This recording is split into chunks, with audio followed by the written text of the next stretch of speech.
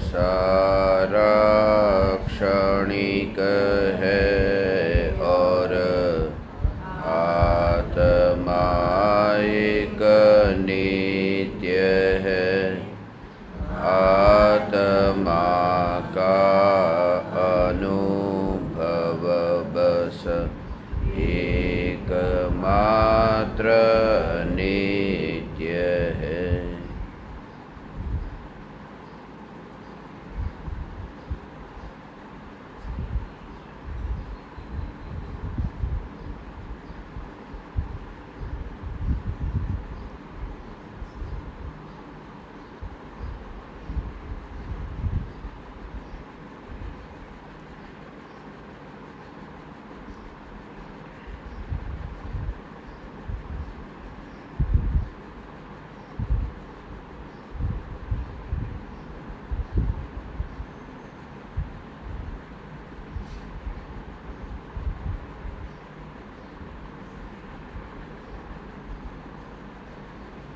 चैतन्य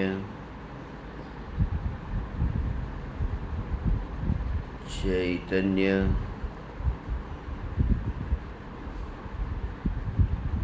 चैतन्य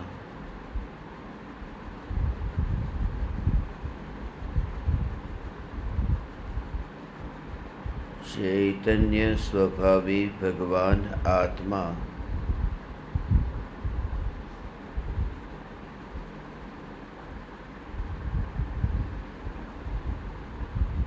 अनादि अनंत शुद्ध चैतन्य मात्र है।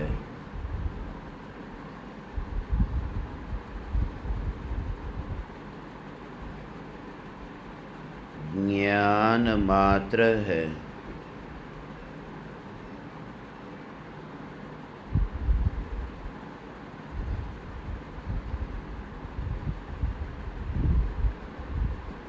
मैं शुद्ध चैतन्य मात्र,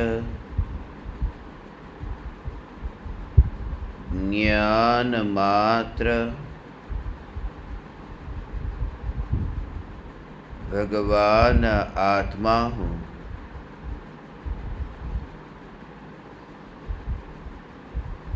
त्रिकाल शुद्ध चैतन्य परमात्मा हूँ।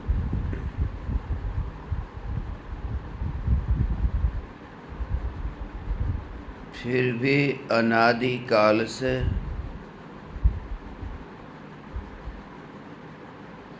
पर्याय में पामर हूँ।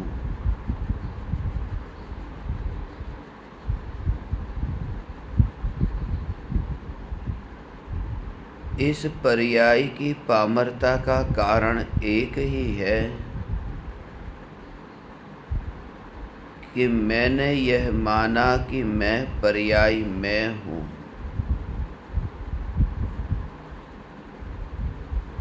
नित्य स्वरूप को भूलकर, चैतन्य स्वरूप को भूलकर, ध्रुव ज्ञायक स्वरूप को भूलकर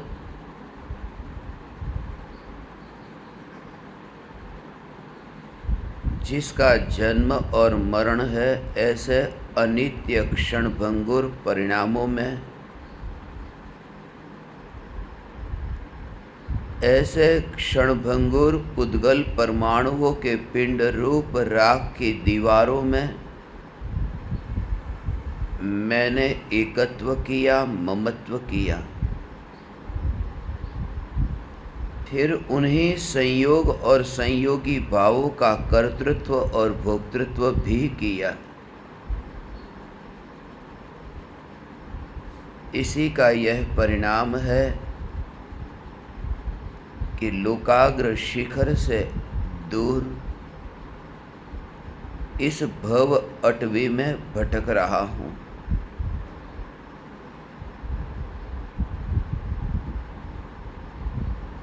हे वितरागी परमात्मा,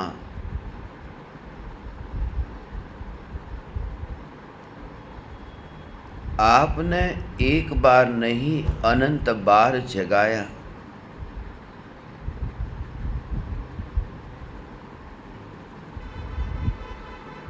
मगर यह मोह की नींद ही ऐसी थी।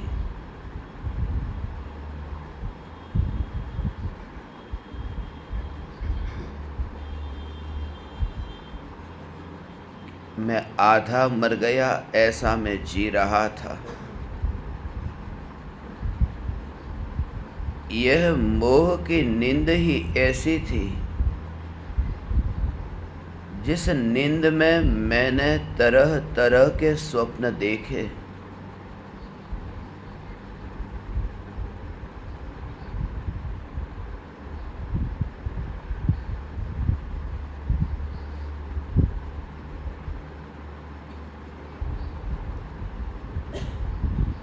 और नींद में मैंने तरह तरह के संबंध बनाए।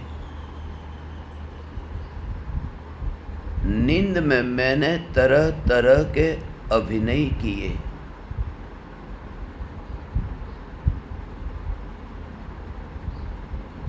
नींद में ही मैंने तरह तरह के रंग भूमि पर नृत्य किए, नाटक किए। जग में ऐसा कोई मूड नहीं जो नाटक में अटक जाए। नाटक तो न अटकने के लिए ही होता है, मगर मैं नाटक को ही सत्य स्वरूप मान बैठा।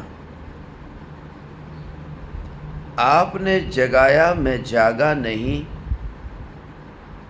क्योंकि जागने में मुझे भय लगा। मैं गहरी नींद में सो रहा था और नींद में तरह तरह के स्वप्न देख रहा था।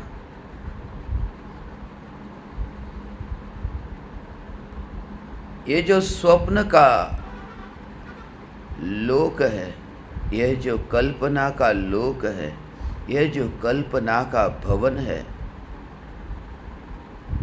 ये नींद की भूमि पर खड़ा हुआ था।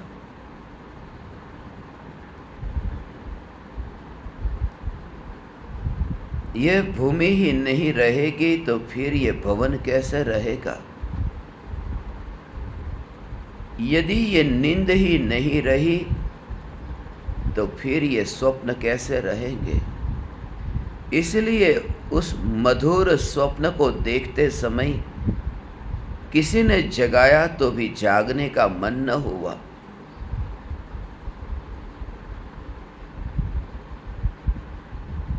हे वितरागी परमात्मा, आपने अनंत बार समूह शरण में मुझे जगाया। मैं नींद में ही चला गया समूह शरण में। जैसे मैं नींद में ही भोगों को भोगता था, नींद में ही दुकान पर जाता था, नींद में ही मंदिर जाता था, ऐसे ही आपके पास भी मैं नींद में ही आया हूँ। जब साक्षात समूह शरण में मैं नींद में रहा तो चार दीवार के भीतर मंदिर में मैं नींद में रहूं, इसमें आश्चर्य नहीं है। हे वितरागी परमात्मा, आपका समूह शरण,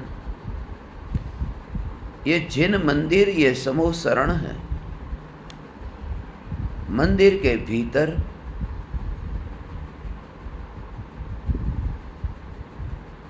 कोई व्यक्ति आसन बिछा करके सो जाए,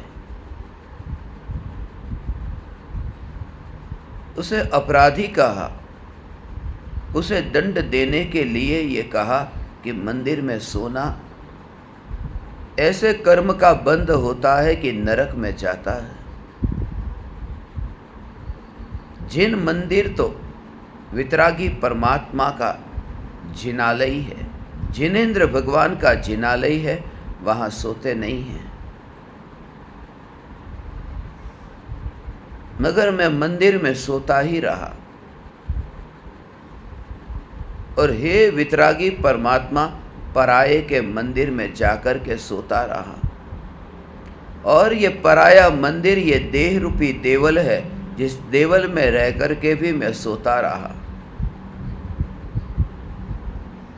मंदिर में न होता तो इतना बड़ा अपराध न था।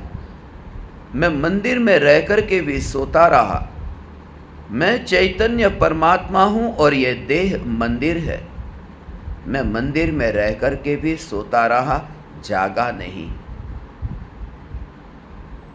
अब मैं जागा हूँ, इसलिए मैं पूर्वकृत पाप का प्रतिक्रमण करता हूँ।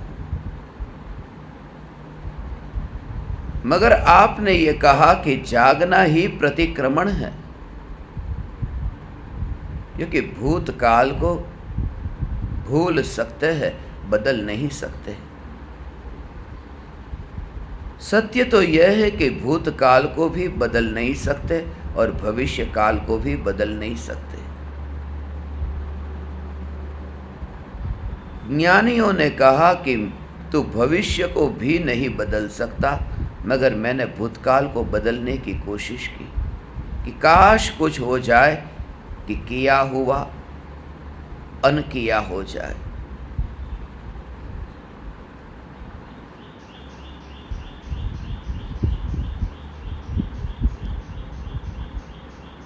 हे वितरागी परमात्मा,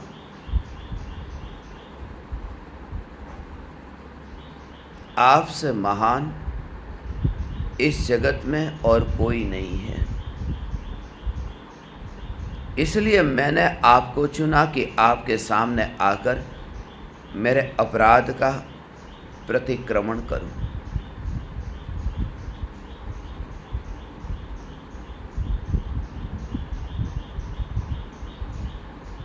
मैं आपके पास आया,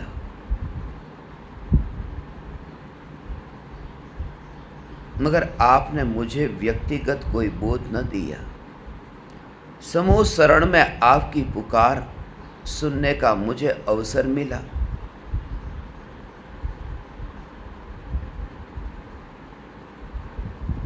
मगर मेरी ओर आपका ध्यान नहीं था, आपका ध्यान निज स्वरूप में था।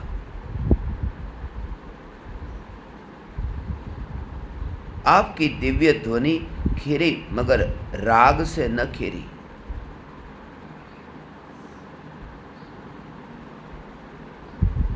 आपकी दिव्य ध्वनि खिरी, उसमें इच्छा नहीं थी, उसमें राग नहीं था, सिर्फ कर्म के उदय का परिणाम था। भव्य जीवों के भाग्य से आपकी दिव्य ध्वनि खिरी। आप तो उस समय भी अनंत आनंद को भोगते थे। यदि कोई जीव इस वाणी को सुनकर के पाए कि मैं कौन हूं, तो आप आनंदित नहीं होते थे। कोई जीव आपकी वाणी को सुनकर के विरोध करे, फिर भी आप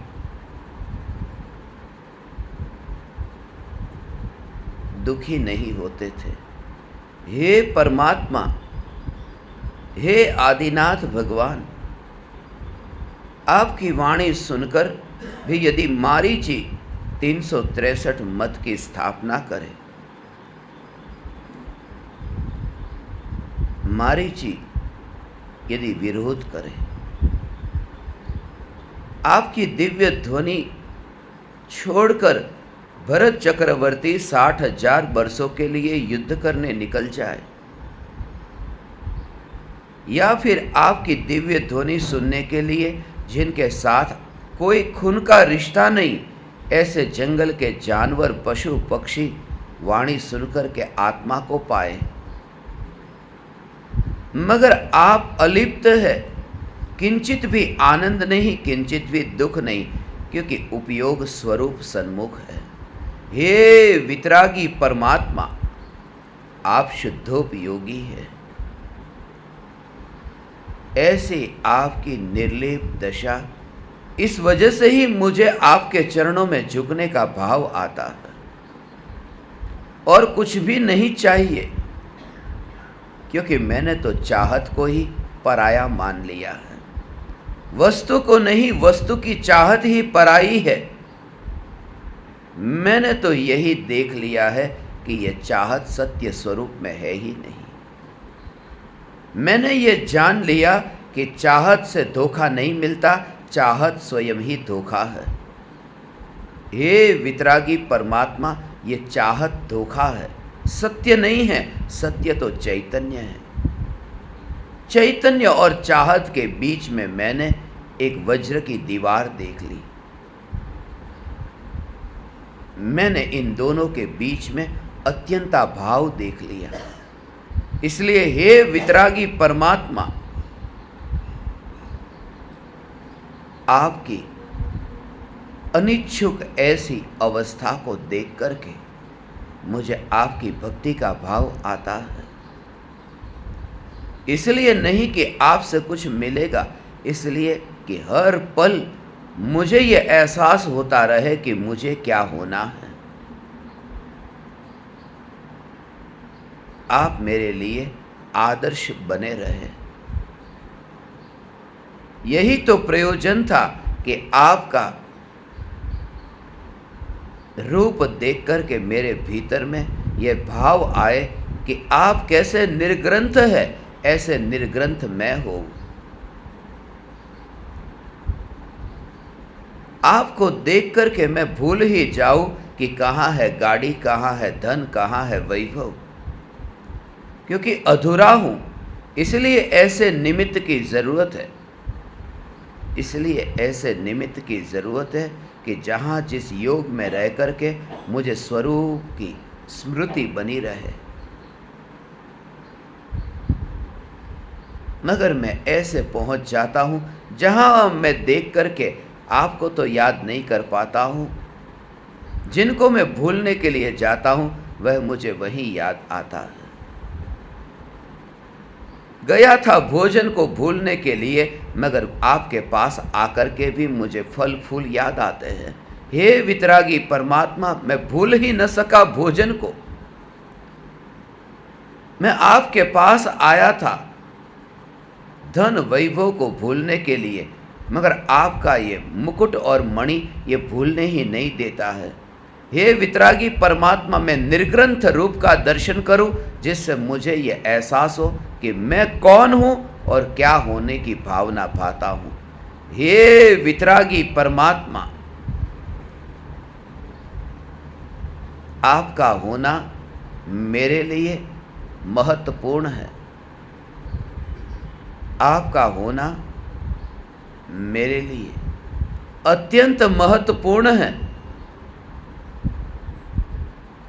क्योंकि आप संपूर्ण जगत के ज्ञाता हैं। आपने ही यह कहा कि तू स्वयं ही परिपूर्ण है, और परिपूर्ण के आश्रय से ही तो पर्याय में परिपूर्ण होगा। इसलिए आपके अतिरिक्त और कोई शरण नहीं है। हे वितरागी परमात्मा, जग में जिसे जो करना है सो करे। किसी को रोकने न गए, किसी को टोकने न गए, फिर भी परमात्मा पापी को पाप करता हुआ रोकने न गए। शियाली को रोकने न गए कि तू मेरा भक्षण मत कर। आप तो स्वरूप में लीन थे। पड़ोसन से व्यवहार हो रहा था, बातचीत हो रही थी, उनके साथ में मुलाकात हो रही थी। पड़ोसन की मुलाकात हो रही थी। परमात्मा तो अलिप्त था। शियाली का जीव और मैं, ये दोनों तो वहां थे ही नहीं। ये तो पड़ोसन के बीच में मुलाकात हो रही थी। शियाली का शरीर और मुनि के शरीर के बीच में। फिर भी ये इच्छा नहीं थी कि शियाली को दूर करूं, भगाऊं। हे वितरागी मुनिराज, आप जब ऐसी दशा को पा चुके कि जहां आपको यह भाव भी पैदा न हो, जहां आपको किसी के प्रति विरोध का भाव पैदा न हो, आप किसी को यह भी न कहे कि आ तो मेरे चरण में झुक, आप किसी को यह भी न कहे कि मेरे चरण में मत झुक, तो दूर चला जा। आपने न किसी को अपने पास बुलाया, न किसी को दूर भेजा, क्योंकि भीतर में राग ही न था और द्वेष ही न था। पास भी कैसे बुलाते और दूर भी कैसे भेजते। आप तो वितरागी हैं, कैसे भेजते आप किसी को दूर। हे वितरागी परमात्मा, आप अपने शिष्य को दूर कैसे भेजते, क्योंकि आप शिष्य बनाते नहीं, आपका कोई शिष्य नहीं। आप अपने ध्यान में मस्त है, वरना केवल ज्ञान होता कैसे।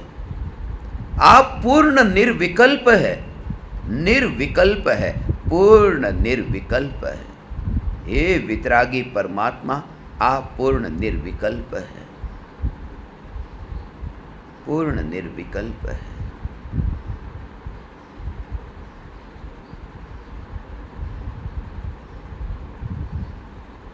मगर मैंने आपके स्वरूप को पहचाना ही नहीं, मैंने ये स्वरूप पहचाना नहीं।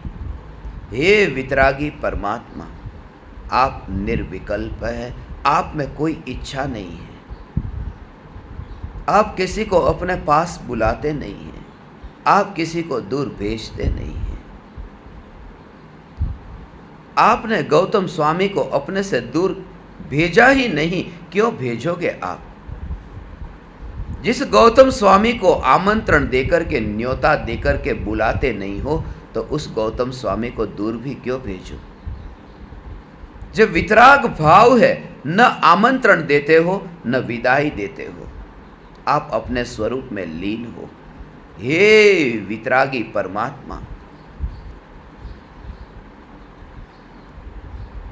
अंतिम घड़ी में आप गौतम स्वामी को दूर क्यों भेजो।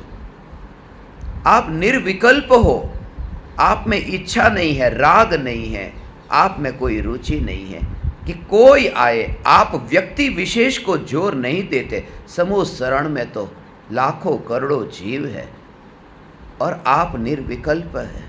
हे वितरागी परमात्मा, मैंने आपके रूप का, स्वरूप का विचार भी नहीं किया, कभी स्वप्न में भी सोचा नहीं कि आपका स्वरूप कैसा होगा। वितरागता एक स्वच्छ दर्पण की भांति, जिसमें सारे जगत के पदार्थ प्रतिबिंबित हो, ऐसा आपका केवल ज्ञान रूपी दर्पण, और विरोध किसी का न हो। दर्पण अपने पास किसी को बुलाता नहीं है, दर्पण अपने से दूर किसी को भेजता नहीं है। ऐसे आप परमात्मा हो, सिर्फ निर्मल ज्ञान और स्वच्छ ज्ञान, जिस ज्ञान की सपाटी पर यह जगत प्रतिबिंबित होता है, वहाँ क्या विकल्प आएगा। हे गौतम, तो दूर जा। हे वितरागी परमात्मा, आपकी वितरागता को मैंने नहीं पहचाना, इस अपराध का मैं प्रतिक्रमण करता हूं। मैंने आपकी वितरागता को न पहचाना, उस स्वरूप का मुझे पता न चला, इसलिए क्योंकि अंश ही मैंने चखा नहीं था। सम्यक दर्शन होता है, अनंतानुबंधी राग द्वेष से छुटकारा होता है, तब वितराग स्वरूप के अंश का अनुभव होता है। सर्व गुणांश सम्यक्त्व,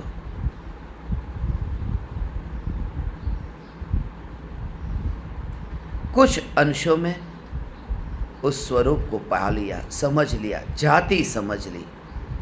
पूरी मिठाई नहीं खाई, एक टुकड़ा खा लिया, मगर उसी जाति का रस है, जाति में अंतर नहीं है। हे वितरागी परमात्मा, जब तक वितरागता का अंश न चखूं, सम्यक दर्शन न पाऊं, आपका स्वरूप कैसे समझूं। इसलिए सम्यक दृष्टि को ही देव की श्रद्धा होती है, मिथ्या दृष्टि को नहीं, क्योंकि स्वयं ने वितरागता के रस को चखा है। इसलिए वितरागी परमात्मा का स्वरूप समझ में आ सकता है। आप में राग का अंश भी नहीं है। हे वितरागी परमात्मा, आप पूर्ण वितरागी, जहाँ राग का अंश नहीं। आपका कोई शिष्य नहीं, आपका कोई गुरु नहीं, आप तो अपने में वास करते हैं। आपकी दशा निराली है, मेरे कल्पना से बाहर है। मैं अपनी कल्पना में आपका विचार ऐसे ही करूंगा। पापी है, पापी क्या करता है? रागी क्या करता है? रागी ये करता है कि अंतिम घड़ी में अपनों को नज़दीक बुलाता है और वितरागी अंतिम घड़ी में अपनों को दूर भेजते हैं। ये मेरी कल्पना, मेरी बुद्धि इससे ज़्यादा चली नहीं। बाप बीमार है, बेटा अमेरिका में है, बाप ने कहा बेटे को, बेटा नज़दीक आ जा, बेटे को पास बुला लिया। रागी बाप बेटे को पास में बुला लेते हैं अंतिम घड़ी में, और वितरागी भगवान अंतिम घड़ी में शिष्य को दूर भेज देते हैं। मैंने अपनी तरफ से ही ये सोच लिया कि नज़दीक बुलाना और दूर भेजना। रागी नज़दीक बुलाते हैं, वितरागी दूर भेजते हैं। मगर वितरागी वह है जो न नज़दीक बुलाए न दूर भेजे। सत्य यह है कि रागी नज़दीक बुलाते हैं, द्वेषी दूर भेजते हैं, और वितरागी न नज़दीक बुलाते हैं न दूर भेजते हैं। आपके वितराग स्वरूप को मैंने पहचाना नहीं, और जो सुना उसमें ही स्वीकार किया। कभी सोचा भी नहीं वितरागता क्या है, वितराग स्वरूप क्या है। मैंने आपके स्वरूप के बारे में कुछ सोचा नहीं।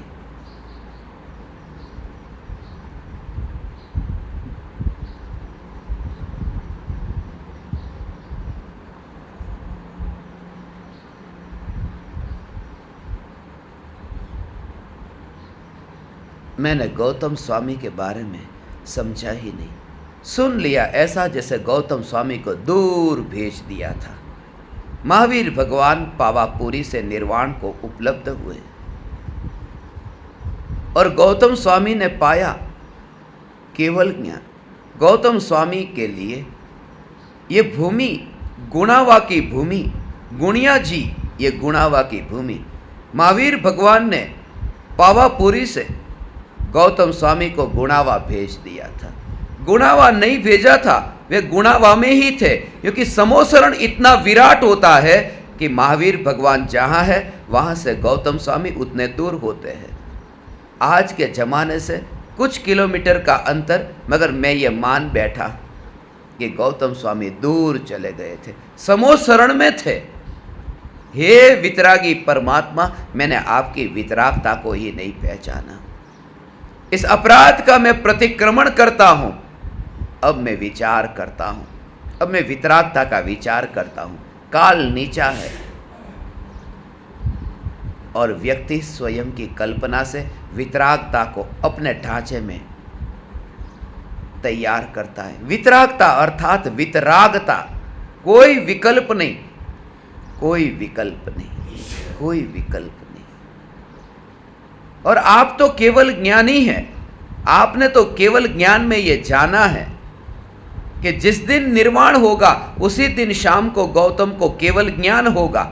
जब आप जान रहे हैं, फिर ये भाव कैसे आएगा कि गौतम का क्या होगा? जिनको केवल ज्ञान है, हे वितरागी परमात्मा, मैंने आपकी न वितरागता को पहचाना न आपके सर्वज्ञता को। मगर आज तक जो भी मैंने सोचा है, जो भी मैंने कल्पना की, उन समस्त अपराधों का मैं प्रतिक्रमण करता हूं। हे वितरागी परमात्मा, आप में इच्छा नहीं है, और मैं आपके चरणों में आता हूं, और मैं आपसे ये उम्मीद करता हूं कि आप इच्छा करें, आप इच्छा करें। आपने कहा तू इच्छा छोड़, और मैंने कहा आप इच्छा करें। यह अपराध है, इस अपराध का मैं प्रतिक्रमण करता हूं। मैंने गुरु के सामने मस्तक झुकाकर गुरु से माफी मांगी। खामणा के लिए गुरु के पास गया, क्षमापना के लिए गुरु के पास गया, और मैंने आपसे अनुमति मांगी। हे वितरागी परमात्मा, हे भगवान, आप इच्छा पूर्वक मुझे ये अनुमति देंगे, इच्छा से अनुमति देंगे। आप वितरागी है, आप थोड़े इच्छा वाले होंगे। हे वितरागी परमात्मा, मैंने आपकी भक्ति, मैंने गुरु की भक्ति, मैंने क्षमापना का स्वरूप ही नहीं समझा। बचपन से मैं यही बोलता रहा, इच्छा कारेण संधि सह भगवन। इच्छा पूर्वक आज्ञा दो हे भगवान, इच्छा कारेण संधि सह भगवन। मुझे आज्ञा दो इच्छा पूर्वक। हे भगवान, आप इच्छा पूर्वक आज्ञा कैसे देंगे मुझे? इच्छा तो राग है, इच्छा तो चारित्र मोह का उदय है, इच्छा तो खतरनाक है। ये चाहत, ये इच्छा, आपके पास में इच्छा नहीं है, आपके पास में चाह नहीं है। आप किसी को भी आज्ञा देते नहीं हैं। आज्ञा देने का काम यह आचार्य का है। अरिहंत भगवान आज्ञा नहीं देते। आओ जाओ, ये करो वह करो, यह आज्ञा अरिहंत भगवान नहीं देते। क्योंकि ये आओ ये विकल्प है, जाओ ये विकल्प है, और जहां विकल्प नहीं वहां आज्ञा क्यों दे? वहां इच्छा नहीं, फिर इच्छा पूर्वक आज्ञा कैसे दे? हे वितरागी परमात्मा, ये स्वरूप न समझा, बचपन से ही कंठस्थ कर लिया था। शादी भी नहीं हुई थी, पैदा हुआ कि माँ बाप ने शिक्षक को घर पे बुला करके कंठस्थ करा दिया था, क्योंकि माँ बाप को उनके माँ बाप ने कंठस्थ कराया था। इच्छा कारेण संधि सह भगवन। इच्छा पूर्वक आज्ञा दो हे भगवान, मुझे आज्ञा दो। किसकी आज्ञा मांगी? अभुट्ठी ओमि अभ्यंतर देवसियम खामे उम। मैं उपस्थित हुआ हूं अंतर में हुए हुए जो दिन के अपराध है उसकी क्षमा के लिए। मुझे क्षमा मांगने के लिए आप इच्छा पूर्वक आज्ञा दो। हे भगवान, मैं क्या बोल रहा हूं? मुझे क्षमा मांगने के लिए आपकी परमिशन चाहिए। पाप करने के लिए परमिशन नहीं मांगी और क्षमा करने के लिए परमिशन मांगता हूं। हे वितरागी भगवान, आप परमिशन दो या न दो,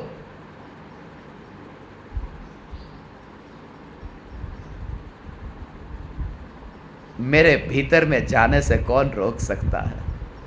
अपने घर में जाने के लिए मैं पराये से परमिशन क्या मांगू? जब तक मैं अपने घर में नहीं जाता तब तक हे वितरागी परमात्मा, यह क्षमापना होगी कैसे? और दिन भर के अपराध जो हुए उसकी क्षमापना, दिन के अपराध की क्षमापना और रात के अपराध की क्षमापना और। मेरे दिन के पाप और है और रात के पाप और है। हे वितरागी परमात्मा, मेरे दिन और रात के पाप में भेद नहीं है। दिन हो या रात हो, मैंने अपने को नहीं पहचाना। इस मिथ्यात्व में तो कोई भेद नहीं है। मिथ्यात्व महादोष है। इस दोष का मैं प्रतिक्रमण करता हूं। इच्छा पूर्वक आज्ञा दो। इच्छा कारेण, हे परमात्मा, आपके भीतर अब कोई इच्छा नहीं। ये कहने की भाषा है, ये झूठी भाषा है। भाषा ऐसे ही होती है, मगर कोई व्यक्ति भक्ति के भाव में आकर के इन भाषा को सत्य मान ले तो महादोष है, क्योंकि परमात्मा निर्दोष है। उन्हें ऐसे इच्छा के दोष वाला देखा। मैं उपस्थित हुआ हूं। इच्छम खामेमि देवसीयम, आज्ञा प्रमाण है। मैं ही ये कथन करता हूं, आज्ञा दो, आज्ञा प्रमाण है। खामोछु दिवसना अपराध ने, दिन भर जो अपराध हुआ उस अपराध की अब क्षमापना करता हूं। मैं क्या कर रहा हूं कुछ समझ में ही नहीं आता।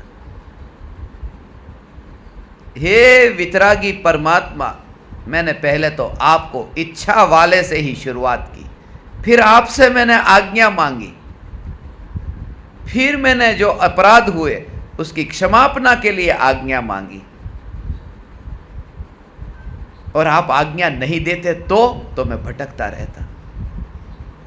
हे वितरागी परमात्मा, यहां तो मैं आपको देखता नहीं हूं, कैसे मानूं कि आपने आज्ञा दी? अपने आप ही आज्ञा दो, आज्ञा मिल गई। यहां तो आप है ही नहीं, न यहां समोसरण है, न यहां आप है, फिर भी मैं आज्ञा मांगता हूं।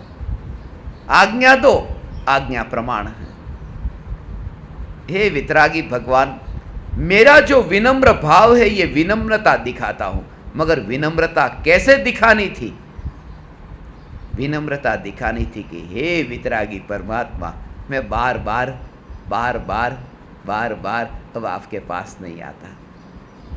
जो पिता अपने कार्य में व्यस्त है, अपने कार्य में मस्त है, और बेटा बार बार जाए कि मैं पानी पीऊं, मैं खाना खाऊं, मैं उठूं, मैं बैठूं, पिता को बार बार पिता के पास में जाए, पिता कहेगा ये रोज रोज क्या लगा रखा है? रोज रोज ये मत पूछ, खाऊं पीऊं, ये करूं वह करूं, ये सब तेरा है, तू परेशान मत कर। मगर हे परमात्मा, मैं बार बार आपके पास आया, मैं क्षमापना मांगू, मैं अपने में लीन हो, मैं अपने में लीन हो, मैं अपने में लीन हो। और सत्य यह है कि पिता ने कहा कि खा पी, मगर फिर भी बेटे ने खाया पिया नहीं, और आज्ञा मांगने गया शाम को दोबारा। मैं अपने स्वरूप में लीन होकर के क्षमापना चाहता हूं, मगर लीन तो होता ही नहीं हूं, परमिशन लेता हूं, मगर एप्लीकेशन कुछ भी नहीं। हे वितरागी परमात्मा, अब भुट्ठियो गुरु खामणा सूत्र,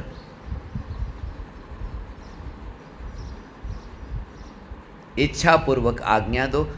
दिन भर के जो अपराध है उसके लिए मैं उपस्थित हुआ हूं।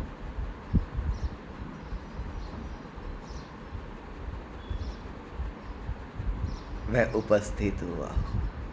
उपस्थित हुआ ही नहीं, उपस्थित होता तो उपध्यान होता।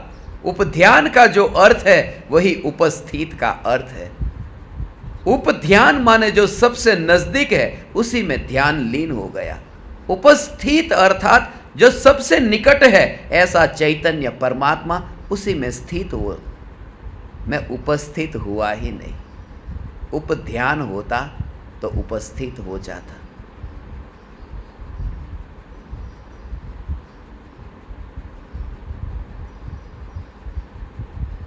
गुरु ने आज्ञा दी। गुरु भगवान आज्ञा देते हैं। गुरु वितरागी भगवान आज्ञा नहीं देते, गुरु आज्ञा देते हैं। अब यदि गुरु को मैं भगवान कहूं तो गुरु भगवान ने आज्ञा दी, अपने अपने तुम दोषों को निकालो, बताओ क्या क्या तुमने अपराध किए,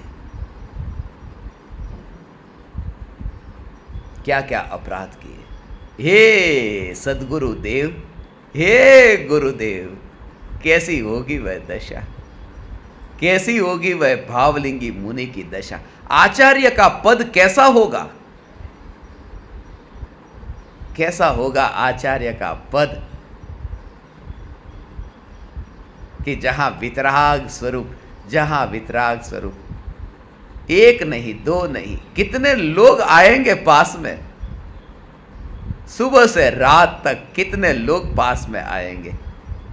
एक व्यक्ति आया, दूसरा आया, तीसरा आया, चौथा आया, मैं सबके यदि अपराध को सुनता रहूं, बोल तूने क्या किया, तूने क्या किया, तूने क्या किया, समय कब मिलेगा मुझे अपने में लीन होने का।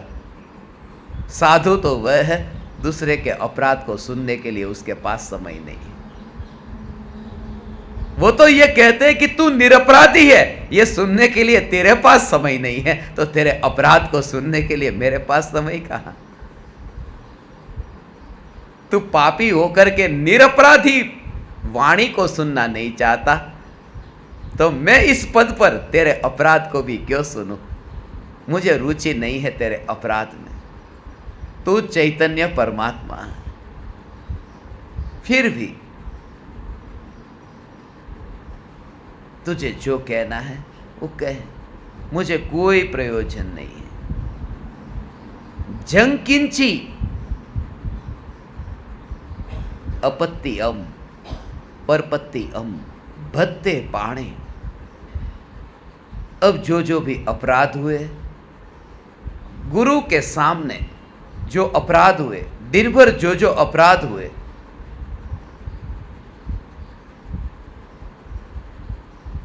अप्रीति रूप, विशेष अप्रीति रूप, भोजन संबंधी, पानी संबंधी, विनये वैयावच्चे आलावे संलावे, विनय संबंधी, वैयावच संबंधी, एक बार बोलने के संबंध में, बार बार बोलने के संबंध में, उच्चासने समासने अंतर भाषाए ओवरी भाषाए, ऊंचा बैठ करके, एक स्थान पर बैठ करके बीच में बोलने से, ज्यादा बोलने से, जंकिंची मज्ज विनय परिहीणम सुहुमम वा बायरम वाह। जो भी मेरे से विनय रहित छोटा बड़ा अपराध हुआ हो, तुभ्ये जान अहम न जानामि तस्य मिच्छामि दुक्कडम। आप जानते हैं, मैं नहीं जानता, इसलिए मेरा दुष्कृत्य मिथ्या हो। गुरु के साथ में जो भी अपराध हुआ है, गुरु खामना है, गुरु से माफी मांगी।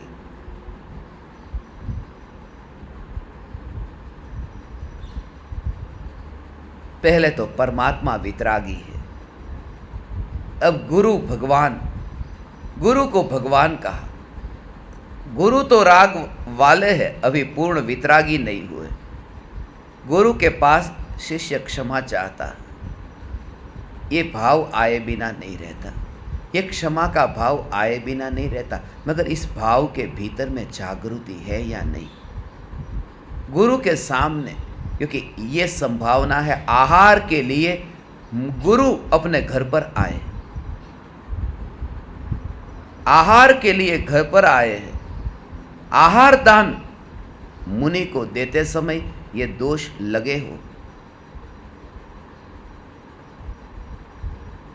अप्रीति रूप, विशेष अप्रीति रूप, भोजन संबंधी, पानी संबंधी, ये जो भी अपराध हुए हैं, ऐसे अपराध होते हैं।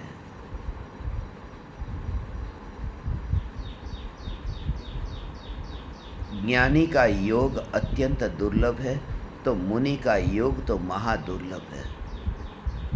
ज्ञानी के दर्शन तो दुर्लभ है, मुनि के दर्शन महादुर्लभ है। मुनि के दर्शन तो दूर, भगवान मुनि का स्वरूप वितराग है, यह जानना भी महादुर्लभ है। यह बात काने पढ़ना भी दुर्लभ है, काने पढ़वी पण दुर्लभ छे। हे वितरागी मुनिवर, आपका स्वरूप मैंने पहचाना नहीं। मैं आपको क्या दे सकता था? कुछ नहीं। आहार दान और औषधि दान के अतिरिक्त मैं क्या दे सकता था? मैंने आपको आहार दिया, मगर आहार का मुझे कुछ भी पता नहीं। मैंने आपको भोजन दिया, भोजन के बारे में मेरी शुद्धता किंचित भी न थी। मैंने मान लिया कि यह शुद्ध भोजन है,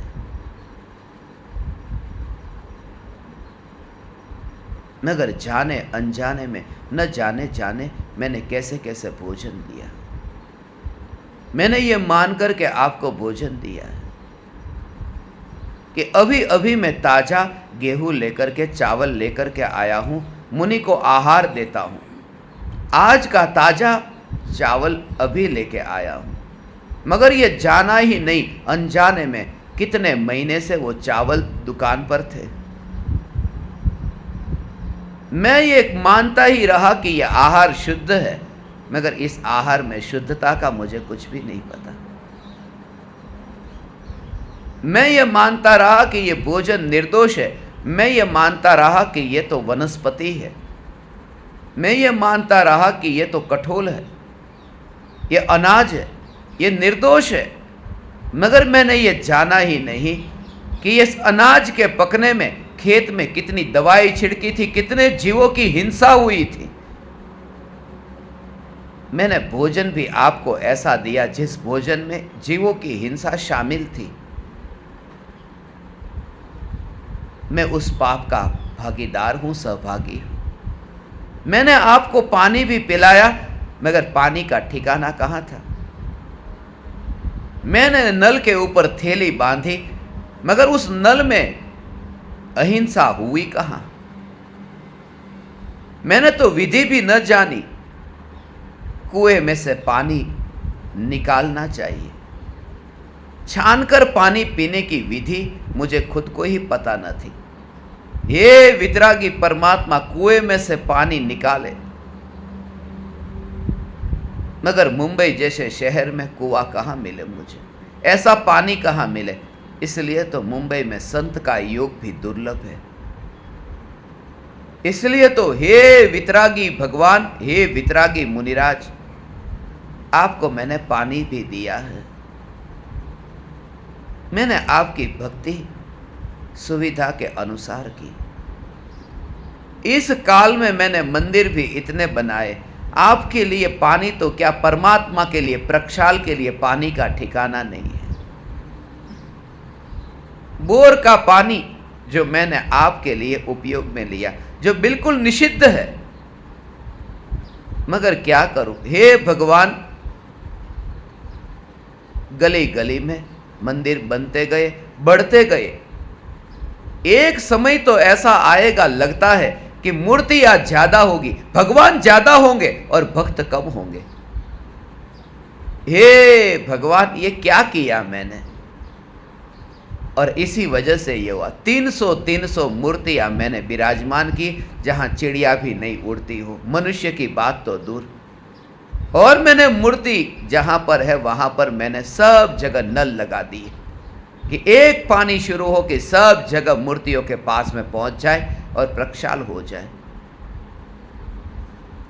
और ऐसे ऐसे बड़े बड़े मैंने मंदिर बनाए। हे वितरागी परमात्मा,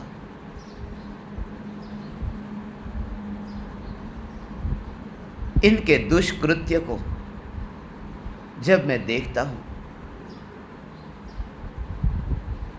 तब ऐसा लगता है। गुजरात में भावनगर शहर में, उसके पास में ऐसे 300 मंदिर। उनका नाम भी लो तो भावनगर से याद आता है कि तू अपने भाव को क्यों बिगाड़ता है, अपने चैतन्य नगर में वास कर। 300 मूर्ति एक साथ में, 303, और सब जगह नल लगा दिए, प्रक्षाल हो जाए। मैं भगवान की प्रतिमा का ठीक प्रक्षाल नहीं कर पाता, और मैं कहता हूँ कि मैं आपका उपासक हूँ, मैं जिनेंद्र भगवान का भक्त हूँ। हे परमात्मा, ये सब अपराध कर रहा हूँ और फिर दोबारा करता हूँ, और प्रतिक्रमण करने शाम को बैठ जाता हूँ, सुबह बैठ जाता हूँ। अब प्रतिक्रमण का अंत हो, अब प्रतिक्रमण का अंत हो। हे वितरागी परमात्मा, प्रतिक्रमण का अंत हो। अब मैं प्रतिक्रमण न करूं, अब प्रतिक्रमण न करूं, इसके लिए क्योंकि मैं ऐसी दशा को पाऊं कि जहां अपराध ही न करूं कि प्रतिक्रमण की जरूरत पड़े। हे वितरागी परमात्मा, ऐसी भावना तो मैं भाऊं। मैंने आज तक भावना भी न भाई ऐसी। मैंने तो मरण पर्यंत प्रतिक्रमण करने की भावना भाई थी। माने मरण पर्यंत अपराध करने की प्रतिज्ञा ले ली थी। हे वितरागी परमात्मा, वितरागी गुरु, मुझे ना आहार का पता है, न पानी का पता है। कहां से पानी आया, कैसा पानी आया, कुछ भी नहीं पता, कुछ भी नहीं पता। दोष लगे हैं। कुएं में से पानी निकला है, मगर मेंढक अंदर मरे हो सकते हैं। मैं देखने नहीं गया था, बाल्टी से पानी निकाला, मेंढक नहीं आया, मगर पानी आया। फिर भी मैं तो ये कहता हूं, कुएं का पानी निर्दोष है। गाय का भैंस का मल मूत्र नदी में गिरा हो और भैंस को तो तैरता हुआ देखा, भैंस डूबती नहीं है। भैंस के बाहर का मैल भी और भीतर का मल भी जिस नदी में बहता हो, उस नदी में से पानी मैंने लाया है, ये कह करके कि नदी का पानी शुद्ध है। हे परमात्मा, ये शुद्ध और अशुद्ध की पहचान मैं कर नहीं सका। कैसे शुद्ध कैसे अशुद्ध, शब्दों को पढ़ा शास्त्र में, नजर के सामने गाय का मूत्र पानी में जा रहा है, भैंस का मूत्र जा रहा है, फिर भी बहता जल शुद्ध है, ज्ञानियों ने कहा है। ठीक है, मैं मान लेता हूं, मैं विवाद नहीं करता हूं, मगर नजर के सामने दिखता है, मैं इसका प्रतिक्रमण करता हूं। मूढ़ों से विवाद करने नहीं चाहता, सिर्फ इतना कि सब समझता हूं, फिर भी चुप बैठता हूं। मैं सिद्ध हूं, जानता हूं लोकालोक को, और बोलता कुछ भी नहीं हूं। मैं स्वयं सिद्ध परमात्मा हूं। हे गुरु, हे वितरागी परमात्मा, हे वितरागी गुरु, गुरु खामणा करता हूं। विनय संबंधी यदि दोष लगा, इसके लिए माफी। विनय संबंधी, क्योंकि विनय संबंधी दोष की संभावना है। हे वितरागी परमात्मा, विनय संबंधी, हे वितरागी मुनि, विनय संबंधी दोष, क्योंकि विनय से बड़ा कोई धर्म नहीं है, क्योंकि विनय से बड़ा कोई पुण्य नहीं है, क्योंकि विनय से बड़ा कोई पाप नहीं है। विनय से बड़ा कोई पाप नहीं है। पाप है, विनय पुण्य है, और विनय धर्म है। मिथ्यात्व के जो 5 प्रकार कहे हैं, उसमें एक वैनयिक मिथ्यात्व है।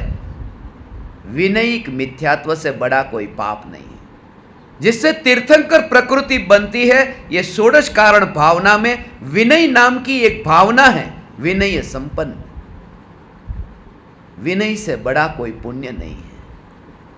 और धर्म के 10 लक्षण में 12 प्रकार के तप कहे, उसमें अंतरंग तप में विनय तप, विनय तप कहा। और तप तो धर्म है, क्योंकि धर्म का लक्षण है। विनय से बड़ा कोई धर्म नहीं है। मगर मैंने इसका कोई विवेक नहीं, विनय में विवेक का उपयोग नहीं किया। कुगुरु का विनय ये वैनयिक मिथ्यात्व है।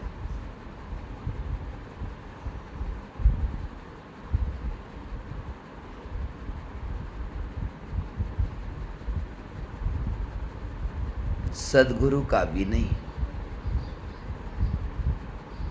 ये विनय शुभ भाव है, विनय भावना है। और त्रिकाली ध्रुव न्यायक देव का विनय, ये विनय धर्म है। मगर मुझे पता ही नहीं था कि कुगुरु कौन, सदगुरु कौन और न्यायक देव कौन। कुदेव का भी विचार न किया, सुदेव का भी विचार न किया, और न्यायक देव का भी विचार न किया। कुदेव में लीन यह विनय पाप है। सुदेव की भक्ति का भाव ये राग है, ये पुण्य है। और न्यायक देव का विनय, विनय संबंधी जो भूल हुई, विनय संबंधी झुकने में कोई भूल हो जाए, समर्पण में भूल हो जाए, हुई है। क्योंकि मैं खुद अंधा हूं, पता ही नहीं कि विनय कैसे होता है। गुरु का विनय कैसे होता है मुझे पता ही नहीं। गुरु की भक्ति कैसे होती है मुझे पता ही नहीं। हे वितरागी, वितरागी मुनि, गुरु की भक्ति का कुछ भी पता नहीं।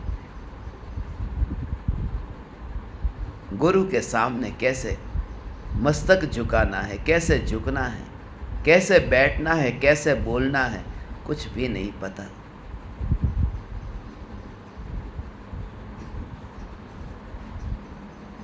गुरु के सामने विनय करने में भूल हो गई। एक हाथ से गुरु के पैर को छूता हूं, जैसे कोई मैं सुपरस्टार हूं। एक हाथ से मैं गुरु के पैर को छुआ। माँ बाप को भी दोनों हाथ से पैर छूते हैं, माँ बाप के चरणों में भी। तो दूसरे हाथ से लूला नहीं है और दूसरे पैर से गुरु लंगड़े नहीं है। दो पैर वहां है, तेरे दो हाथ है, फिर इतना कंजूस क्यों होता है? तो उसमें भी कंजूसी करता है। एक हाथ, एक हाथ, तू एक हाथ वाला ही है। तू एकांतवादी ही है, तू अनेकांतवादी नहीं है। हे अज्ञानी, तेरे बारे में तू तेरा एक हाथ दिखा करके तू अपने को सिद्ध करता है कि तू एकांतवादी है। तूने भक्ति को समझा नहीं, तूने निश्चय की वाणी को जहर बना दिया। ये अमृत को जहर बनाया तेरा एक हाथ।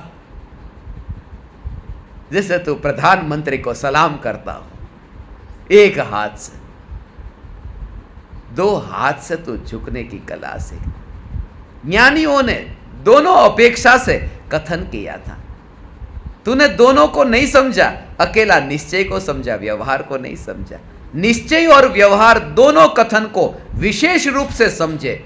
निश्चय नहीं और व्यवहार नहीं को विशेष रूप से समझना। विशेष रूप से जो नई को समझता है उसी का नाम वी नई है। वी माने विशेष, नई माने नई अपेक्षा से। जो विशेष नई अपेक्षा से गुरु को समझ लेता है वह गुरु का विनय करता है। मगर मुझे विनय का पता ही नहीं था। मैंने तो एक हाथ से अंगूठे को छूना चाहा, थोड़ा दूर रह गया, भाव तो सच्चा था ना, खत्म हो गया। हे वितरागी गुरु, मेरे जैसा व्यस्त कोई नहीं था। समय नहीं था, समय नहीं था। अंतर का अहोभाव नहीं था। बेटे से मिलता तो ऐसे नहीं मिलता, मगर बाप से ऐसे मिलता हूं। बेटे से एक हाथ से नहीं मिलता, दोनों हाथ बाहें फैलाकर गले लगाता हूं। मगर बाप को दूर से सलाम करता हूं।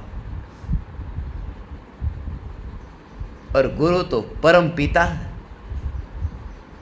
हे वितरागी गुरुवर, मुझे पता ही नहीं था कि विनय कैसे होता है, झुकते कैसे है। जहां शरीर से झुकने का पता नहीं था, वहां ज्ञान की पर्याय न्यायक में कैसे झुके, इसका पता कब चलेगा। मैं इसके लिए क्षमापना करता हूं। मेरे अपराध क्षय हो, वैयावच संबंधी कोई भूल हो गई हो, सेवा संबंधी भूल हुई हो, गुरु के पेट में तकलीफ है, मगर वैयावच संबंधी भूल बोलते भी नहीं है। गुरु ये बोलते नहीं है, मुनि ये बोलते नहीं है कि पेट में तकलीफ है। गुरु ये बोलते नहीं है कि मुझे दवाई मिलेगी।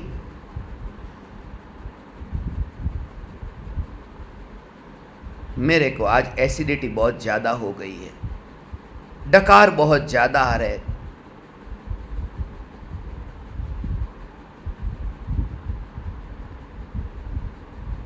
आज मेरा गला खराब हो गया है, तो मुझे डाइजिन दे दो, मुझे अडुसोल दे दो। ये गुरु मांगते नहीं है। मगर ऐसा हुआ कि मैं प्रवचन सुनने गया था। मुनिराज की वाणी को मैंने सुना, उनका प्रवचन चल रहा था। चलते चलते उन्हें खांसी आ गई, उनका बोलना ठहर गया। उससे मेरे में ये विवेक जगा कि आज आहार में मैं ऐसे पदार्थ को डालूं कि उनके खांसी, क्योंकि वे नहीं मांगेंगे, वे वितराग है, वे नहीं मांगेंगे। मगर मेरे में उतना विवेक नहीं था, मेरे में विवेक नहीं था। मैंने वैयावच नहीं की, मेरे को पता ही नहीं था। मैंने जानने तक की भी कोशिश नहीं की कि आज वो बैठ करके थोड़े हिल रहे हैं, उन्हें तकलीफ क्या होती होगी, वरना गुरु की मुद्रा तो स्थिर होती है। कुछ जानने की कोशिश नहीं की कि गुरु का स्वरूप क्या है।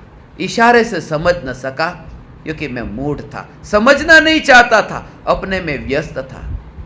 अपने में व्यस्त था। सब समझ में आता था, सब समझ में आता था। अपने बेटे को जो समझ लेती है माँ, जो बोलता नहीं है कि उसके पेट में दर्द हो रहा है, लाओ मैं उसकी नाभि पर थोड़ी हींग लगा दूं, लाओ मैं ये कर दूं, जो बेटे को समझ सकती है, वह स्त्री फिर गुरु को क्यों न समझ सकी। नहीं बोलते हुए बेटे को समझ सकती हो, नग्न बेटे को समझ सकती हो, तो नग्न मुनिराज जो बोलते नहीं हैं, उनके दर्द को क्यों न समझ सकी। वैया वच संबंधी कोई भूल हो गई हो तो,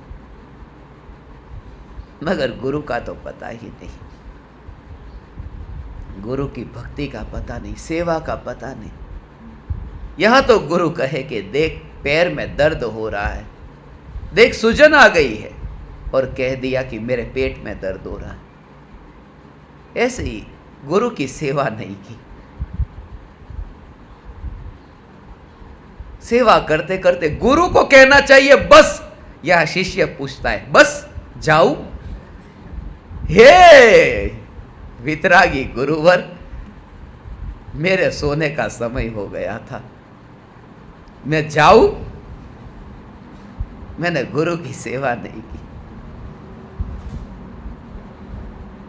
खुद पेट भर के खाना खा के बैठा, और फिर मैंने गुरु को पूछा, जमशो, हे वितरागी गुरु, मैंने भक्ति नहीं की क्योंकि मैं ऐसे ही था, मैं ऐसे ही था। मैंने बहुत बार ऐसा किया, मैंने बहुत बार ऐसा किया। मैंने ऐसे ही, मैंने अपने मेहमान के साथ में जैसा बर्ताव किया, आपके साथ ऐसा किया। मेहमान मेरे घर में आए, दोपहर का समय था, पूछने की जरूरत नहीं थी, मगर पूछ ही लिया। खाना खाकर आए हैं या घर पर जाकर खाएंगे? मैंने पूछ ही लिया। आपका ही इंतजार था, धन्य भागी, मैं धन्य भागी, आपके संग में भोजन होगा, पधारिए पधारिए। एक साधारण मेहमान के लिए भी जो भक्ति का भाव होता है, गुरु के लिए तो कैसा होना चाहिए। मगर मैं अपराधी हूं, हे वितरागी गुरु, जहां आपके दर्शन नहीं मिलते, जहां आपकी सेवा नहीं मिलती, वहां आपकी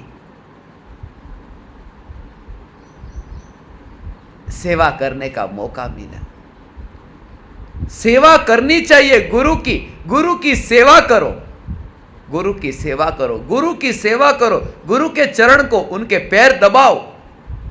और मैंने ऐसा करके अपने शिष्यों से अपने पैर दबवाए और मजा लिया, इसके बदले में मैं अधोगति में गया, इसका मैं प्रतिक्रमण करता हूं। सदगुरु के चरण में बैठा नहीं और कुगुरु बनकर के अज्ञानियों से पैर दबवाए। ज्ञानी सब जानते हैं, भूतकाल के दोषों को जानते हैं। हे वितरागी गुरु, मैंने वैया वच संबंधी जो भूल की, मैंने जाना नहीं आपकी सेवा कैसे होती है। सेवा का भाव ही पता नहीं था।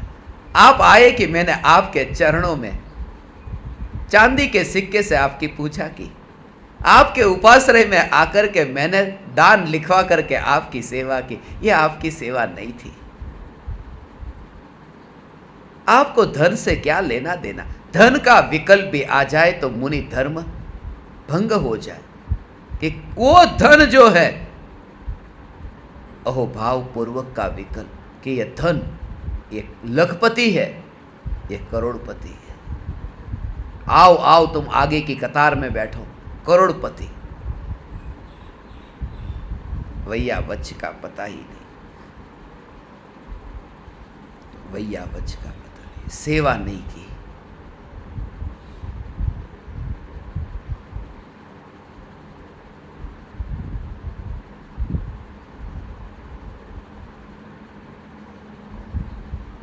आपके आहार के बिना मुझे आहार नहीं करना चाहिए। कब मिलेगा ये मौका? आप पहले आहार करें। मैं श्रावक हूं, मैं श्रावक हूं। आप मुनि है, कोई नौकर नहीं कि मैं खाना खा लूं उसके बाद में जो बचा आप खाए। आप मुनिराज है, आप चलते फिरते सिद्ध परमात्मा है। पहले आप भोजन करें और जब तक न करें मैं भोजन न करूंगा। मगर गुरु का विनय करना मुझे आया नहीं। मैं गुरु के सामने ही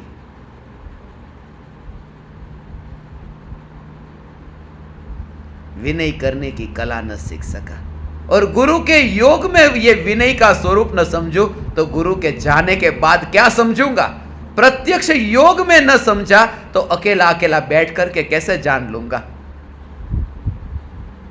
एक साधारण व्यक्ति के लिए, एक शिक्षक के लिए भी इतना विनय तो है जो पढ़ाता है कि वो खाना खा रहा है तो चुपचाप हम बैठे, उनके पास में बैठे, उन्हें क्या चाहिए उसका ध्यान रखें। यहां तो ये कि आप खाना खाओ, मैं खाना खा के आता हूं। कुछ विनय ही नहीं पता, विनय का भाव ही नहीं पता।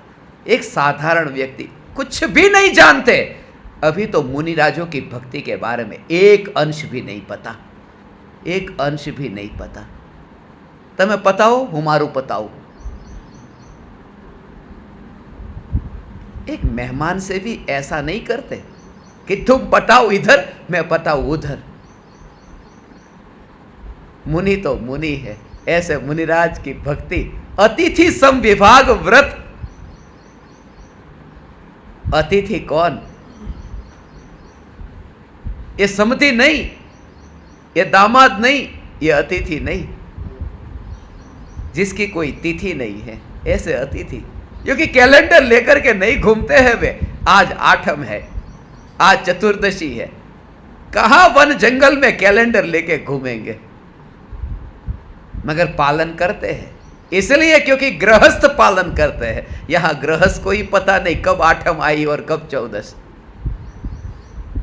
मुनि को तो पता भी नहीं है, मुनि को तो पता नहीं है, तारीख पता नहीं, वार पता नहीं, कहां ये हिसाब रखें।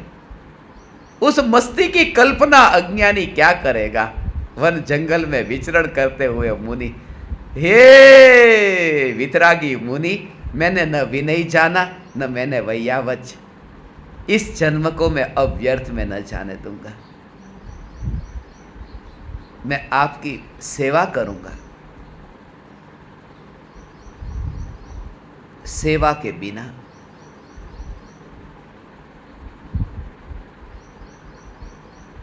ये कच्चे घड़े पक्के नहीं होते हैं। सेवा ही एक उपाय है।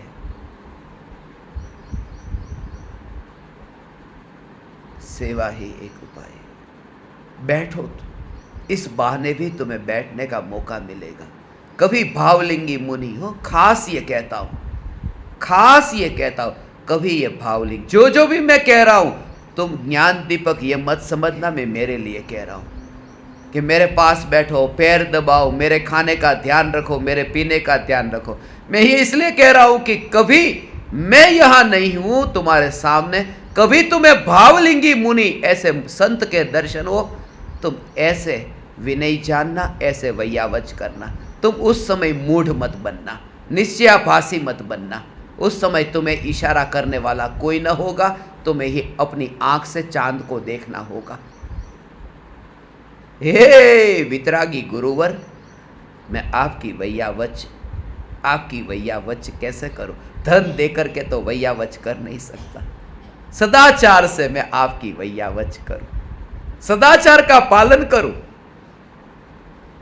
मैंने आपको आहार दिया, पानी दिया, बिल्कुल शुद्ध आहार है। मेरी वैयावच में कोई कमी नहीं। चावल है, बिल्कुल शुद्ध है चावल में, और दवाई भी नहीं छिड़की, ऐसे चावल बाजार से लेके आया हूं। अरे खेत से, किसान से मैं खरीद के लेके आया हूं।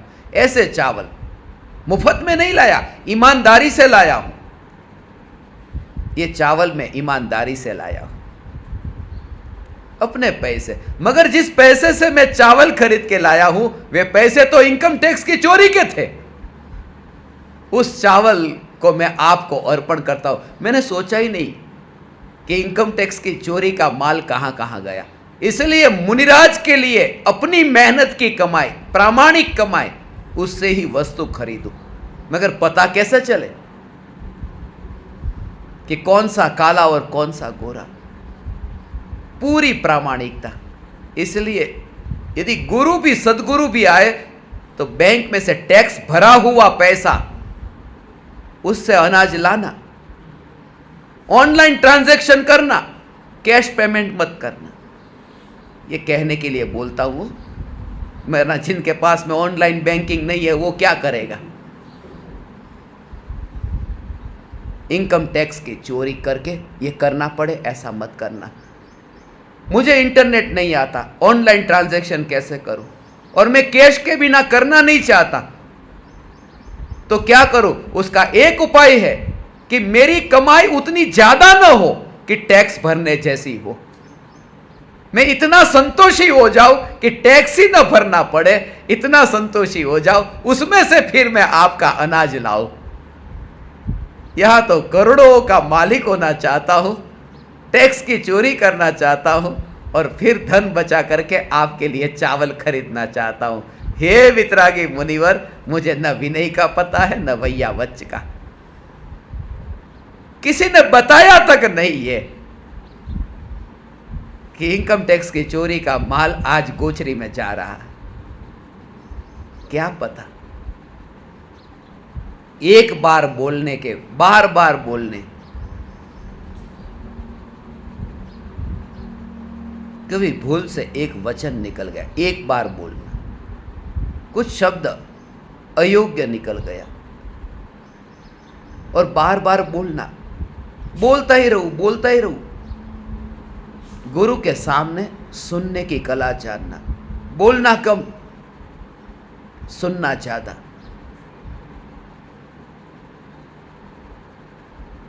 बोलना प्रयोजनपूर्ण, बोलने का मना नहीं है, निषेध नहीं है।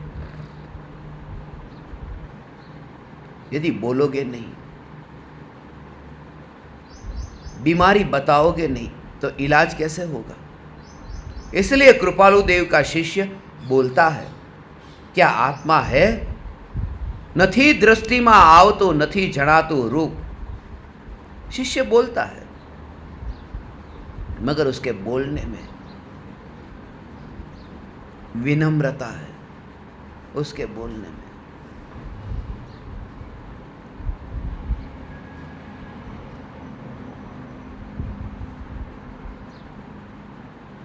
कृतज्ञता है।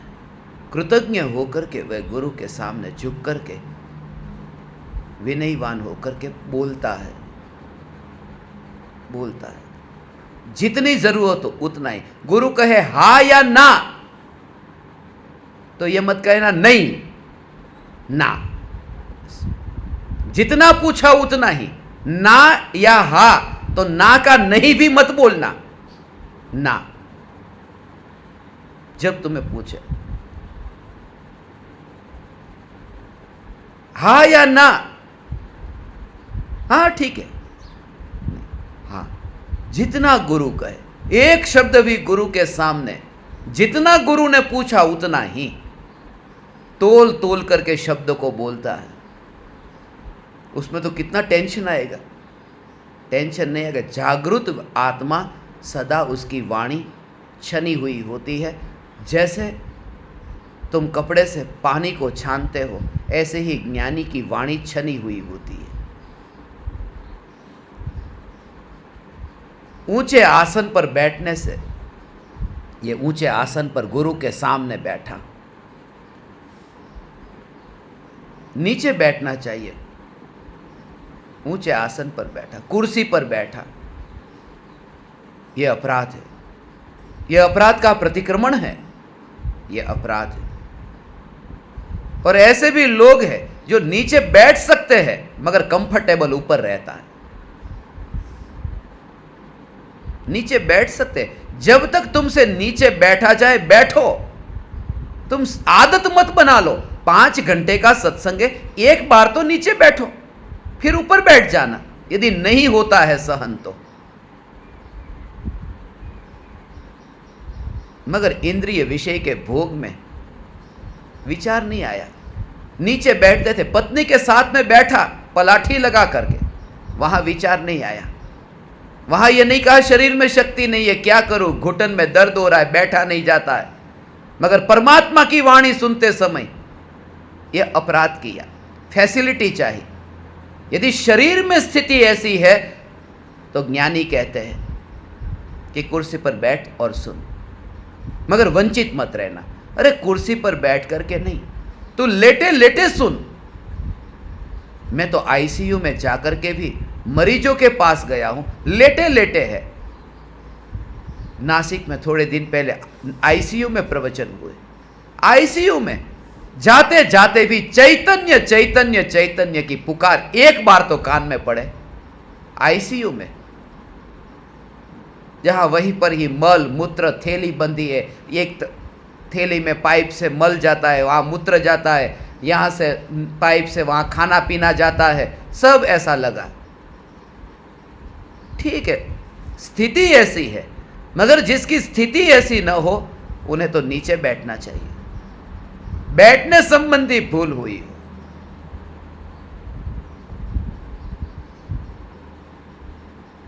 गादीपति मत होना, गद्दिया ले लेकर के। एक बार तो बिना गादी के बैठो। बैठो, दर्द हो रहा है, विचार करो, भेद ज्ञान करो। करो ना, भेद ज्ञान ही तो करना है।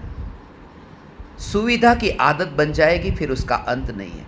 इसलिए मैं भावलिंगी मुनिराज को नजर में रखते हुए ये कहता हूं, थोड़े दिन ये पंखे बंद रह जाएंगे तो फिर आदत हो जाएगी। फिर उस हिंसा का भी विकल्प नहीं आएगा। शरीर तो ऐसे ही हमारा तैयार हो जाता है जैसा हम तैयार करते हैं।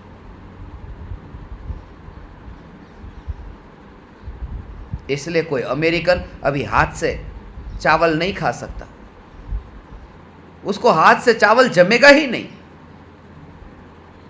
और दक्षिण भारत वाला चम्मच लेगा ही नहीं, वो मुट्ठी से ही चावल पकड़ के खाएगा, दाल चावल को। आदत हो गई है, जैसा तुम शरीर को तैयार करो ऐसा हो जाएगा। मगर आधुनिक जमाना है, मॉडर्न जमाना है, कुर्सी पर बैठने की आदत हो गई है। वन जंगल में जाऊंगा, वहां क्या करूंगा? वहां भी कुर्सी लेकर के जाना पड़ेगा, वहां पर भी सोफा लेकर जाना पड़ेगा। मुनि के दर्शन करने बैठूं तो क्या करूंगा?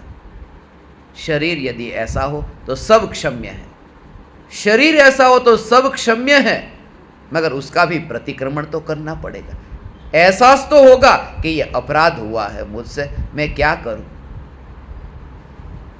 मैंने शरीर की शक्ति को इंद्रियों के भोगों में खर्च किया। जब शरीर बैठ सकता था तब मैंने भोगों को भोगा है, और अब शरीर की स्थिति ऐसी आई तब आपकी वाणी मुझे सुनाई दी। मगर यह न सुनने से तो बेहतर है कि मैं ऐसे बैठूं। मगर इसका भी मैं स्वीकार करता हूं, इस अपराध का मैं प्रतिक्रमण करता हूं। ऊंचे आसन पर बैठने से, समान आसन पर बैठने से, समान आसन पर बैठ गया। ये विवेक जिनके भीतर में है,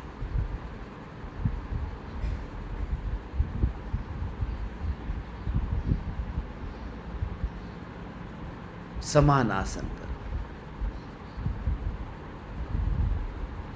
कल ही मैं इनसे कह रहा था कि आओ आप मुझे समझाओ, इन्होंने ये कह दिया आओ बैठो। उन्होंने कहा नहीं आपके साथ में उस बेड पर मैं कैसे बैठूं? वो नीचे बैठ गए। उनको चैतन्य का कुछ भी नहीं पता।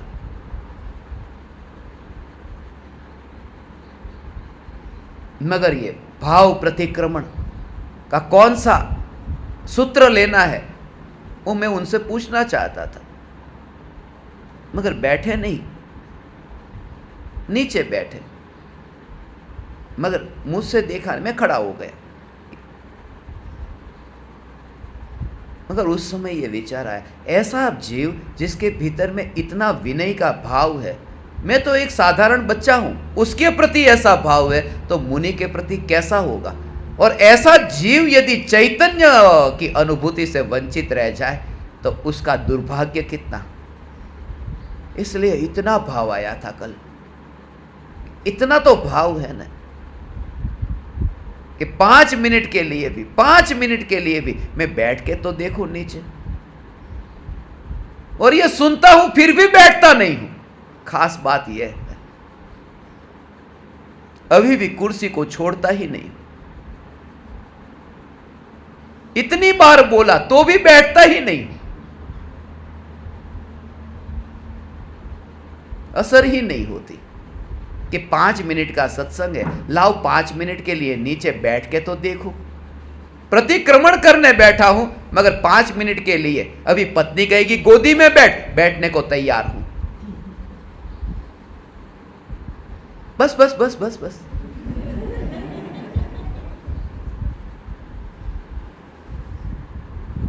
बैठा जा सकता है, कोई फर्क नहीं पड़ता। 2 मिनट 5, मैं तो ये कहता हूं जितना हो सके उतना बैठो। आदत मत बना लो सेठ होने की, आदत मत बना लो। भगवान आदत, तुम्हें पता नहीं है गुरु के सामने मैं कैसे बैठा हूं। तुम चेहरा दिखाने लायक नहीं हो यदि उस भक्ति को समझो तो। ये 4 बार बोलना पड़ा तब 2 बैठे, क्योंकि 42 करना था। 4 बार बोलो तब 2 बैठे। मेरे को तो वितराग परमात्मा भगवान जैसे तुम्हें करना है ऐसे करे, मगर खास ये कि शरीर की आदत में बैठूं, वरना कल ये भी दिन आ जाएंगे कि गुरु के सामने भी, भगवान के सामने कुर्सी आएगी। और आज कुर्सी आई है, कल सोफा आएगा, याद रखना। आज प्लास्टिक की कुर्सी आई है, प्लास्टिक की कुर्सी पर आज गद्दी आई है, तकिया आया है, कल सोफा आएगा। इन वचनों को याद रखना। काल नीचा है और भोग ऊंचा है और शरीर की शक्ति क्षीण हो रही है, इसलिए कल आएगा। कल ये वचन 100, 200, 500, हजारों वर्षों के बाद में जब ये सुने जाएंगे, तब लोग ये वचन को सुन करके, शास्त्र में जब ये वचन छपे जाएंगे तब याद करेंगे ये वचन मैंने कहे थे। कल मंदिर में, सभा में कुर्सी नहीं सोफा आएगा। ये चेताया है, ये जगाया है कि तुम जागो। निश्चयाभासी मत होना, व्यवहार बिल्कुल परफेक्ट करना, व्यवहार रखना। व्यवहार, यदि तुम्हें फर्क ही नहीं पड़ता तो फिर बात अलग है। तुम्हें जगह का फर्क नहीं पड़ता, तुम्हें कोई फर्क नहीं पड़ता। किसी के घर पर मेहमान बन करके गए, उन्होंने तुम्हें खड़े खड़े ही थाली दे दी और कहा खा लो, क्या फर्क पड़ता है? बैठो, उठो, नीचे बैठो, ऊपर बैठो, कुछ भी नहीं पता। ये काल बदल रहा है, बिल्कुल काल बदल रहा है। पहला समय अलग था। पहले के जमाने में लोग घर में खाना खाते थे और लोटा लेकर के बाहर जाते थे। अब बाहर रेस्टोरेंट में खाना खाने जाते हैं और घर पे टॉयलेट करने आते हैं। ये काल उल्टा हो गया, उल्टा हो गया। पहले नीचे बैठ करके भोजन करते थे और नीचा टॉयलेट था। अब खाना खड़े खड़े खाते हैं, कुर्सी पे खाना और कुर्सी पे जाना।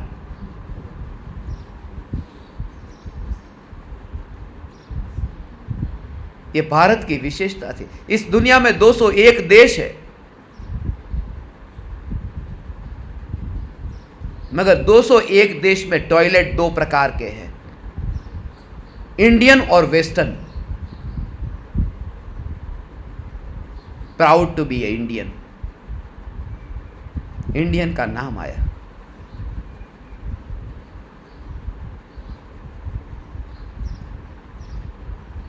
कैसे बैठूं, कैसे उठूं, ये पूरी तरह से व्यवहार मेरा बिल्कुल यथा योग्य हो, यथा योग्य व्यवहार हो। और ये जो ठीक तरह से बैठना, बोलना, चलना, विनय करना, वैयावच करना, ये भोजन देना, पानी देना, ये सब करने का भाव आए और ये जागृति की ये भाव अधर्म है, राग है, धर्म तो चैतन्य में स्थिर होना है। मगर क्या करूं, जिस भूमिका में हूं उस भूमिका में ये भाव आए बिना नहीं रहता, उस भूमिका में ये भाव आए बिना नहीं रहता, ऐसा अनंत ज्ञानियों ने कहा है। हे वितरागी परमात्मा, इस प्रकार से मेरे द्वारा अविनयी हुआ हो और छोटा बड़ा, छोटे दोष लगे, बड़े दोष लगे, मैं तो जानता भी नहीं कि किसे छोटा कहूं, किसे बड़ा कहूं। यदि जानता होता तो मिथ्यात्व के महादोष को पहले दूर कर देता।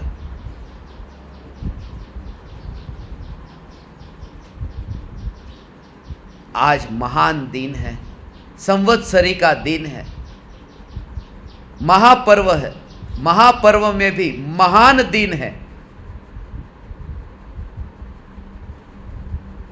बड़े बड़े पाप से मुक्त होने का दिन है। आज का प्रतिक्रमण बड़ा प्रतिक्रमण होगा, कम से कम 3 घंटे का होगा। 3 घंटे तक कोई व्यक्ति प्रतिक्रमण करे, भाव आएगा, मगर सम्यक दर्शन की गारंटी नहीं है। 3 घंटे के लिए 180 मिनट प्रतिक्रमण के, 180 मिनट, 3 घंटे कम से कम होंगे। 1 बजे वो चालू होगा, 3-4 बजे पूरा हो जाएगा। इट डिपेंड्स कितने बजे पूरा करना है। थोड़ा फास्ट कर लेंगे तो जल्दी हो जाएगा, जल्दी जल्दी बोलेंगे तो। मगर 180 मिनट के प्रतिक्रमण की महिमा आ जाती है। 180 दिन के लिए, 6 महीने के लिए यदि तू तत्व विचार कर तो सम्यक दर्शन होगा। आचार्य अमृतचंद्र देव 180 दिन का वर्णन करते हैं। तत्व विचार कर, मेरे द्वारा कोई अपराध हुआ तो उसका मैं प्रतिक्रमण करता हूं। मैंने किसी को ऊंचे आसन से नीचे आसन पर बिठा दिया, उसका मैं प्रतिक्रमण करता हूं। मगर ऊंचे आसन से नीचे आसन पर नहीं बिठाया। नीचे आसन से ऊपर के आसन, लोक के अग्रभाग के आसन पर विराजमान होने के लिए, हे वितरागी गुरु, आज आप भले ऊंचे आसन पर कुर्सी पर बैठो, ये थोड़े दिन का मामला है, बस अभी बैठो आप ऊंचे आसन पर, मैं नीचे आसन पर। गाड़ी में तो पास पास में बैठना है, और जब गाड़ी में पास पास बैठना है तो लोक के अग्र भाग पर ऊंचा नीचा कैसे बैठेंगे। मैं आपके संग में बैठूंगा, मगर उससे पहले मैं नीचे बैठ लेता हूं। वहां नीचे बैठने का मौका नहीं मिलेगा, अभी मिला है, इस मौके को मैं गंवाना नहीं चाहता। हे वितरागी गुरुवर, मैं मेरे हृदय के अंतःकरण से आपको प्रणाम करता हूं, विनय करता हूं, नमस्कार करता हूं, भक्ति करता हूं। चैतन्य चैतन्य चैतन्य। अहो अहो श्री सद्गुरु, करुणा सिंधु अपार, इस पामर पर प्रभु किया अहो अहो उपकार, अहो अहो उपकार। देह सहित जिनकी दशा, वरते देहातीत, उन ज्ञानी के चरण में हो वंदन अगणित, हो वंदन अगणित, हो वंदन वंदन